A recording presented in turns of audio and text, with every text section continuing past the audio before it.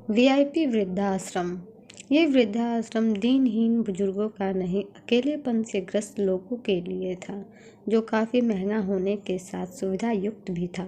खूब हरा भरा गार्डन था, खुला खुला माहौल। ज़्यादातर लोग ऐसे आते थे जिनकी संतानें विदेशों में थीं या अकेले थे, अपने जीवन साथी को खो चुके थे। सुबह की चाय पीकर सुधीर जी गार्डन में टहल रहे थे। अचानक एक कार रुकती देखी। एक पुरुष और महिला उतरते हैं। उम्र से बेटा ही लगता है। महिला रोई जा रही थी। बेटा समझाने की कोशिश कर रहा था। सुधीर जी उसके पास जाकर पूछते हैं, मैं आपकी कोई सहायता कर सकता हूँ? नमस्कार अंकल, ये मेरी माँ है। सुधीर जी बोले, अच्छा, और आप इन्हें यहाँ छोड़ने आए हैं? आप गलत मत समझिए, मैं अपनी माँ की बहुत इज्जत करता हूँ। आज जो भी हूँ अपनी माँ की बदौलत ही हूँ। मैं अपनी माँ से बहुत प्यार करता हूँ। माँ की उम्र अब आराम करने की है। मैं चाहता हूँ अब वो घर गृहस्थी के चक्करों से दूर शांति से जीवन बिताए, पर पत्नी इन्हें चैन से रहने नहीं देती, इसलिए मैं इन्हें यहाँ लाया। माना मुझसे दूर रहेंगी, पर एक ही शहर है, मैं इनसे मिलने आता रहूँगा। मैं माँ से बहुत प्यार करता हूँ, इन्हें हर तरह से खुश देखना चाहता हूँ। पत्नी को समझाने का हर संभव प्रयास कर चुका हूँ, थक कर मैंने ये कदम उठाया। कहते कहते आंखें भर आई उसकी। मैं समझ सकता हूँ आपकी परेशानी। यहाँ बहुत अच्छा माहौल है। हम सब अपने जीवन साथी को खो चुके हैं। अकेलेपन बर्दाश्त नहीं होता। एक साथ मिले उसी की तलाश में यहाँ आ गए। सबसे परिचय हुआ। हर उम्र के लोग हैं, लेकिन वो सबसे जल्दी घुल मिल नहीं पाती।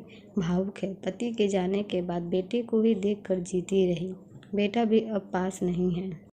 ये सहन नहीं हो पा रहा उनसे। यही सब सोचते हुए वो गार्डन में आकर एक बेंच पर बैठ जाती हैं।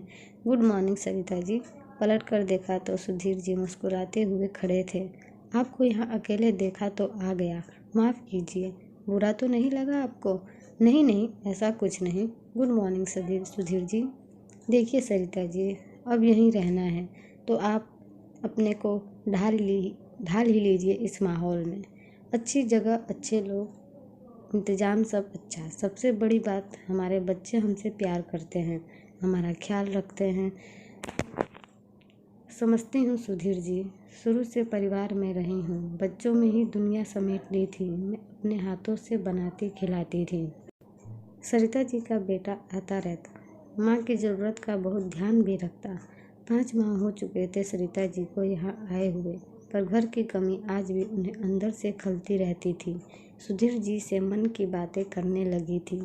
आज भी घर परिवार की कमी को लेकर बात छिड़ी तो सुधीर जी अचानक बोले, आपको अगर एक घर मैं दूँ तो आप रहेंगे उसमें? सरिता जी ने चौंक कर सुधीर जी की ओर देखा।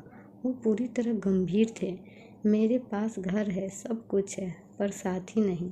अकेलेपन से घबरा कर मैं यहाँ आ गया। विदेश में बेटा बहू है, पर मुझे वहाँ रहना नहीं। अकेलेपन का शिकार हम दोनों ही हैं। बगैर किसी संबंध के लोग जीने नहीं देंगे। साफ शब्दों में पूछ रहा हूँ सरिता जी, आप मुझसे शादी करेंगी? जवाब देने की कोई जल्दी नहीं, सोच कर बताइए। सरिता जी, कुछ समझ नहीं आया। कुछ पल तो सब स्तब्ध से रह गई सरिता जी। कुछ दिनों तक इस बारे में सोचती रहती हैं। जब बेटा आया तो झिझक के साथ बात बताती हैं। बेटा खुश हो जाता है। उन्हें भी खुशियों के साथ जीने का हक है। सुधीर जी अपने बेटे को अपना फैसला बता चुके थे। वो भी पिता के लिए खुश था। आज खुशी का दिन है। 2 बेटे अपने माता पिता का हाथ उनके जीवन साथियों के हाथों में थमा रहे हैं। सुधीर जी का हाथ थामकर सरिता जी ने घर में प्रवेश किया।